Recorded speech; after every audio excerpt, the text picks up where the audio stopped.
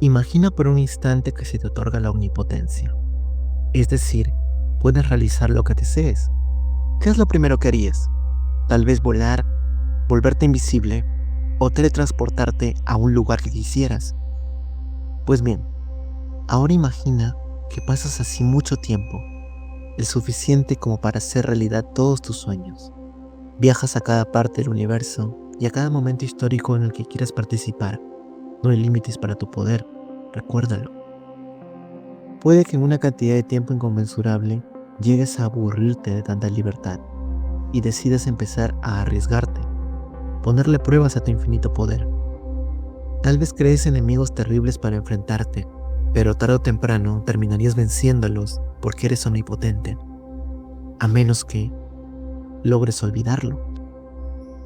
En otras palabras, la prueba más difícil a tu limitado poder es tu vida. El juego más difícil que se te pudo ocurrir es llevar la vida que llevas, del modo en que la llevas, creyendo que eres mortal, vulnerable, insignificante, cuando en realidad eres Dios.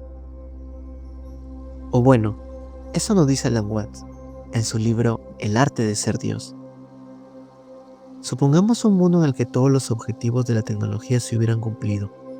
Un mundo en el que todos dispusiéramos de un tablero de instrumentos lleno de botones que, con un leve toque, colmara todos nuestros deseos con mayor diligencia que el genio de la lámpara de Aladino. No sería de extrañar que, en tal caso, a los pocos minutos de haber satisfecho todos nuestros deseos, nos viéramos en la necesidad de incluir un nuevo botón con la etiqueta sorpresa.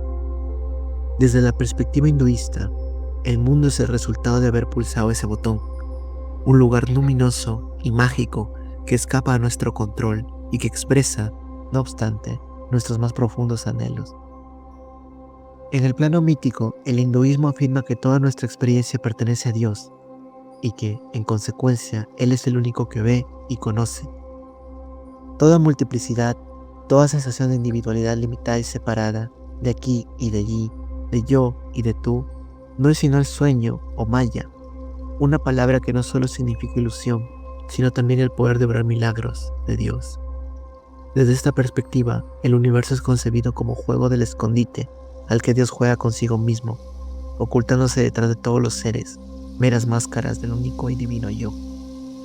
Uno podría pensar que eso es demasiado optimista, pero yo he creído conveniente darle otra perspectiva al asunto. Es decir, imaginen lo terrible que debe ser el aburrimiento divino para crear este mundo. Esa idea me parece sobrecogedora. Por ello escribí un cuento al respecto, el cual se titula La broma cósmica. Espero que les guste. En un pequeño pueblo, hace incontables generaciones, mucho antes de que viviera el primer filósofo, existió un estrafalario personaje considerado lunático por todos sus contemporáneos. Casi siempre se le podía encontrar descansando apaciblemente a la sombra de un espeso árbol, cerca de su humilde hogar, que estaba lo suficientemente alejado del centro del poblado para no verse implicado en las disputas continuas que surgían entre los habitantes. No solía intervenir en ellas porque consideraba que los problemas o se resolvían por cuenta propia o devenían en el caos total, y en cualquier caso, no era necesaria su participación. Nuestro curioso y extravagante amigo no hubiera suscitado ningún apelativo segregativo si no fuera porque, en realidad, nadie sabía muy bien cuál era su historia. ¿Cómo había llegado al pueblo? ¿Cómo subsistía? ¿Cuál era su nombre? ¿Qué hacía además de descansar? Estas y muchas otras interrogantes que despiertan la curiosidad de cualquiera, especialmente cuando se vive en una pequeña localidad en la que todos se conocen relativamente bien, no pudieron ser resueltas por medio del simple y llano cuestionamiento del exótico ermitaño, pues cada vez que se le inquiría sobre uno de estos asuntos contestaba de forma distinta. Algunas veces decía llamarse Pablo, otras Arquímedes y en otras Marduk, y aún eran más misteriosos los relatos que contaba sobre su vida y a lo que se dedicaba. En una ocasión comentó haber sido enviado con una importante misión desde la otra orilla del océano para recolectar información valiosa que permitiría abrir un portal que conectaría este mundo con el de los espíritus. También aseveró ser hijo legítimo del sol y por ello no necesitar alimento excesivo ni ningún refinamiento particular. Gracias a estas y muchas otras respuestas lo tomaron por loco, y nadie le prestaba demasiada atención en las escasas ocasiones en las que rondaba tranquilamente por el centro de la aldea. En una de estas oportunidades, un joven campesino, algo perturbado tras el fallecimiento de un hermano suyo, en circunstancias más bien insólitas, había contraído una infección y muerto en pocos días.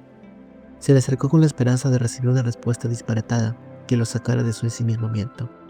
El ilustre chiflado lo observó con inesperadas muestras de conmiseración y sin rehuir su afligida mirada le dijo: «Lamento que los símbolos nos hayan traído aquí, muchacho». El chico no logró asimilar lo que intentaba transmitirle el loco, pues era un loco e imaginaba que solo decía necedades. Pero hubo algo muy parecido al resquebrajamiento de un pilar totalmente intacto que resonó dentro de él y le trajo un recuerdo preciso del trágico fin que tendrían inevitablemente todos los miembros de la comunidad. Ahora necesitaba saber más, necesitaba tener una respuesta más allá de toda duda de lo que eso significaba. «¿Cuáles símbolos?», le preguntó.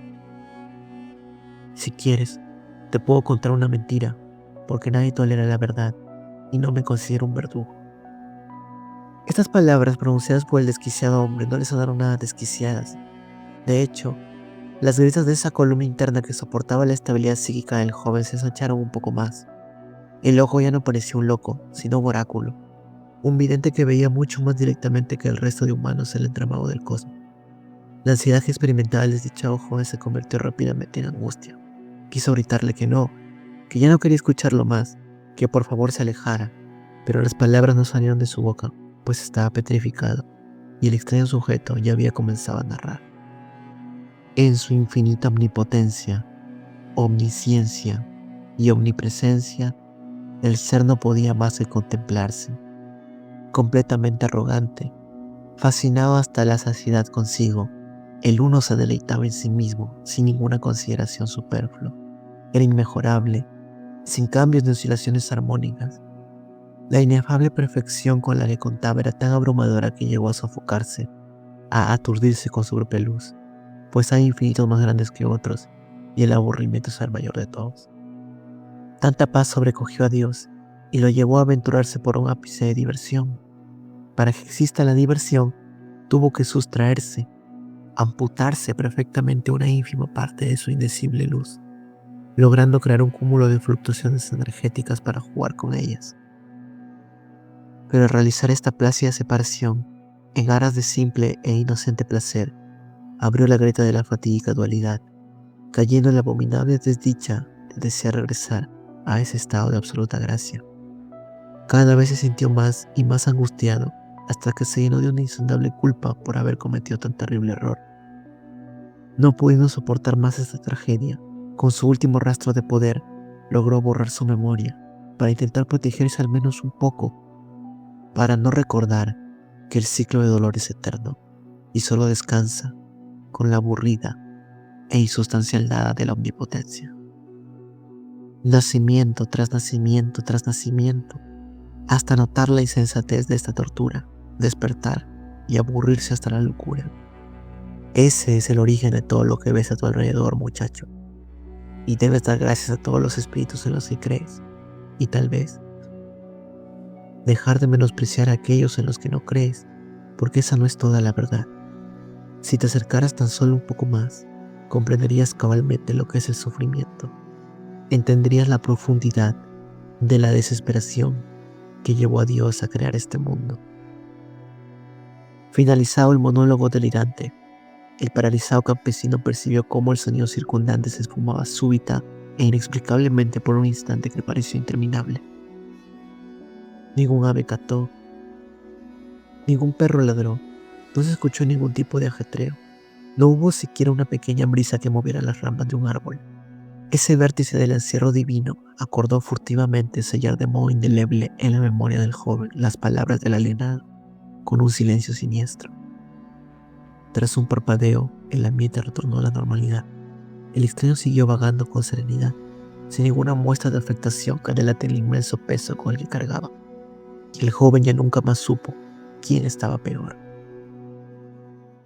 Muchas gracias por haber llegado hasta aquí. Me ayudarías mucho si te suscribieras y le dieras like. Hasta la próxima.